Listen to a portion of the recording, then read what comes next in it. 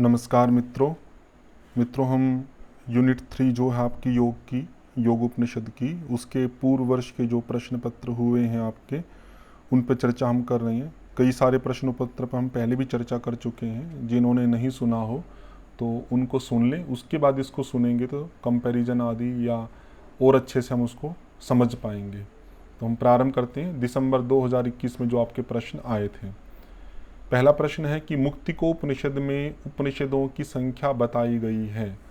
तो वैसे तो मुक्तिकोपनिषद हमारे सिलेबस का पार्ट नहीं है, लेकिन एक सामान्य दृष्टि से उन्होंने पूछ लिया, क्योंकि मुक्तिकोपनिषद में उपनिषदों के वेदों की शाखाओं के बारे में काफ़ी चर्चा की गई है।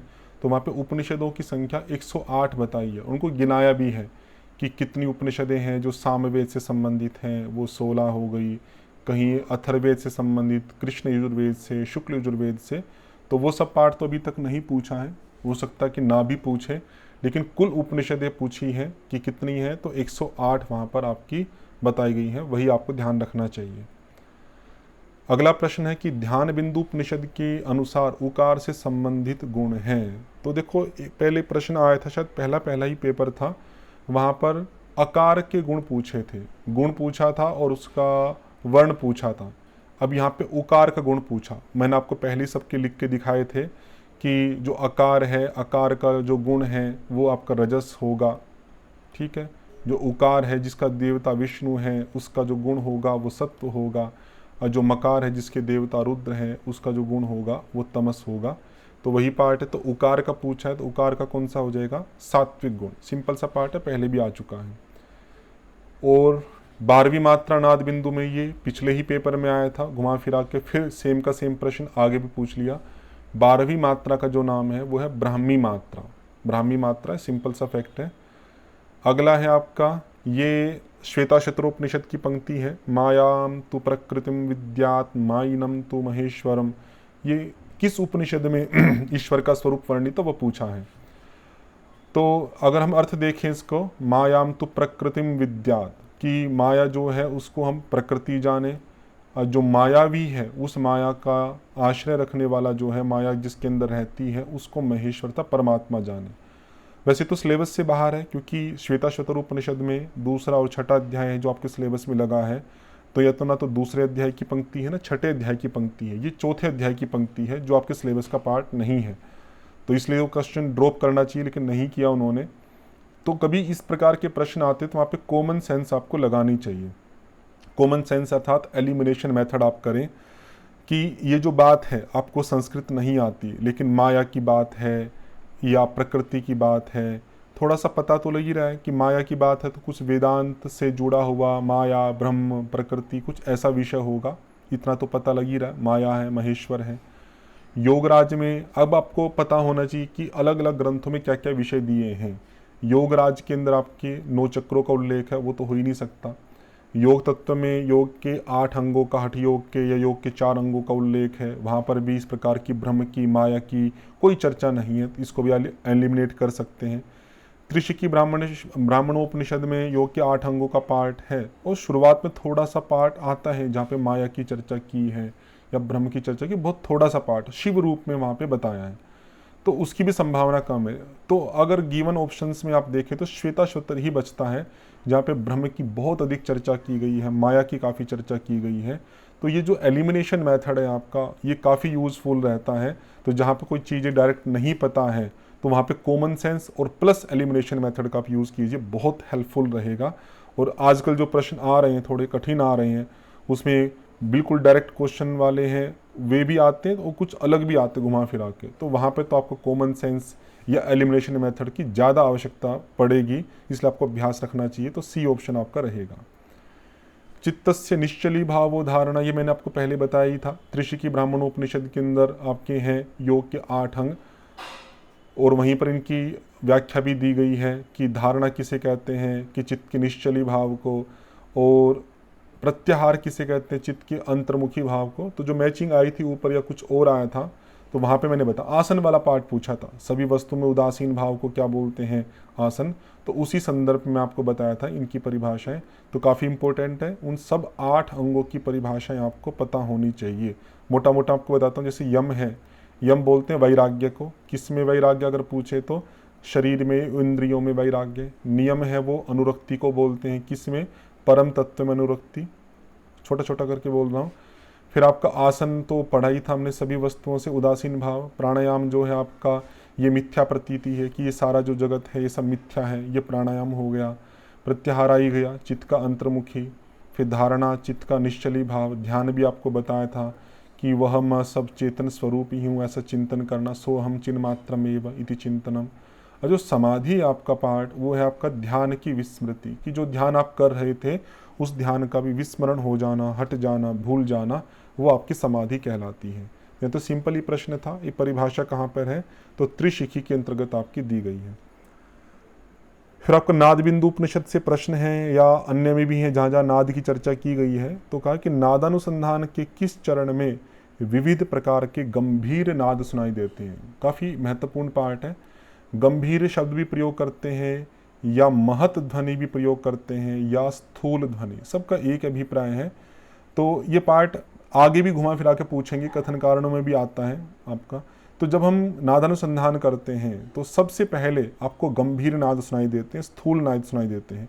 तो योग के प्रथम अभ्यास में, प्रथम मतलब जब आप स्टार्टिंग की ही है, जैसे जैसे अभ्यास बढ़ता जाएगा तो फिर आपको गंभीर नहीं, सूक्ष्म नाद, जो सूक्ष्म से सूक्ष्मतर जो नाद हैं वे सुनाई देने प्रारंभ हो जाएंगे। तो या तो प्रारंभिक पार्ट है गंभीर नाद का, तो ए ऑप्शन हो जाएगा।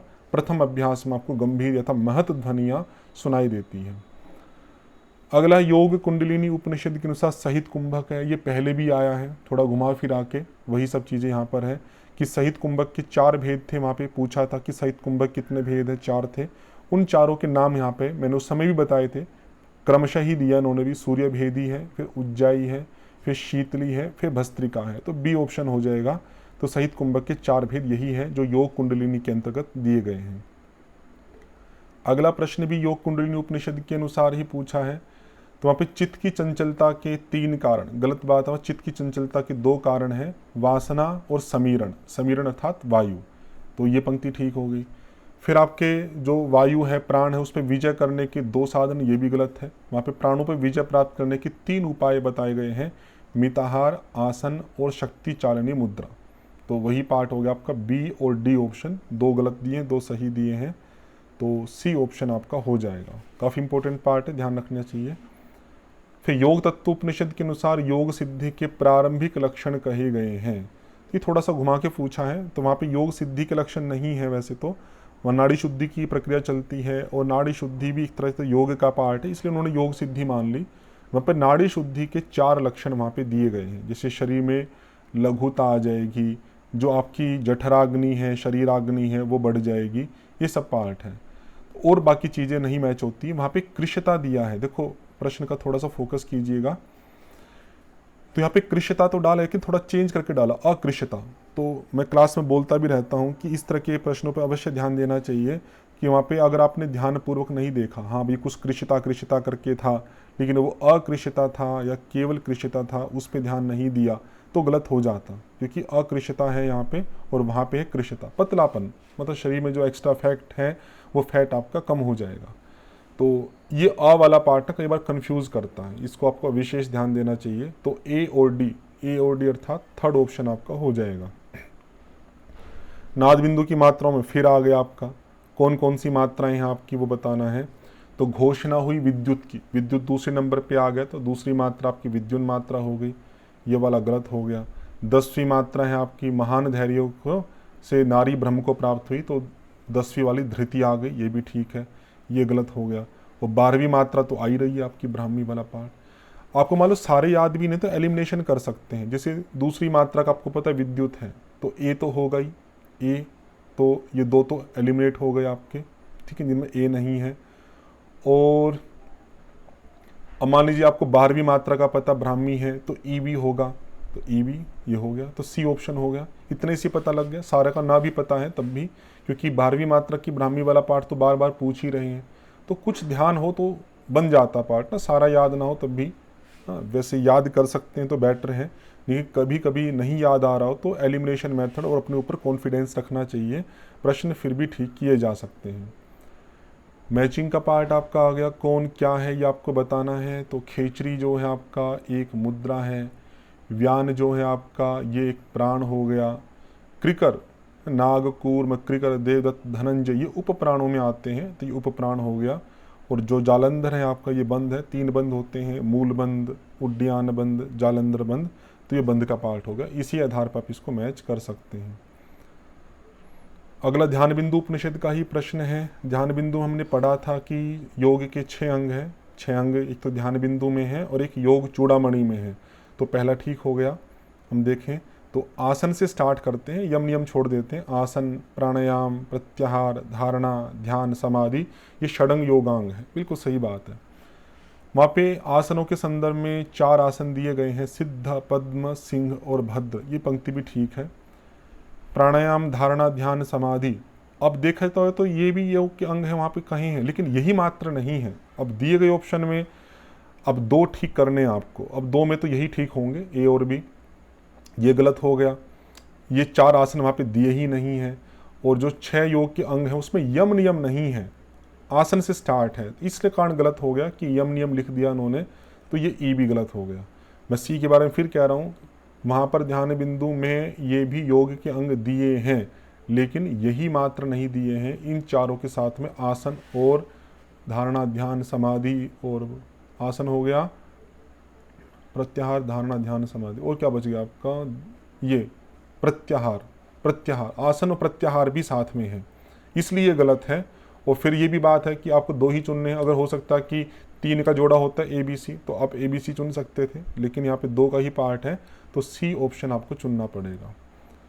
अगला कथन कारण का पार्ट है कि प्राणायाम करने से सभी प्रकार के रोगों का क्षय हो जाता है, ये कथन आपका दिया, बिल्कुल सही बात है। ये आपकी कई ग्रंथों में बातें आती हैं, ये योग उपनिषदों में भी है, हठ योग के ग्रंथों में भी है, कि जैसे जैसे हम प्राणायाम करेंगे तो जितने भी रोग हैं उन सब रोगों का क्षय हो जाता है। फिर कारण वाली पंक्ति देखते हैं हम, कि जिस प्रकार से हाथी को, बाघ को, आदि शब्द आदि को धीरे धीरे वश में किया जाता है, उसी प्रकार से प्राणवायु पर भी धीरे धीरे ही नियंत्रण करना चाहिए। ये भी सही बात है, प्राण को एकदम से कुंभक करने का प्रयास करते हैं, रोकने का प्रयास करते हैं तो हानि कर सकता है, तो धीरे धीरे ही नियंत्रण करने का प्रयास करना चाहिए, तो पंक्ति भी ठीक है।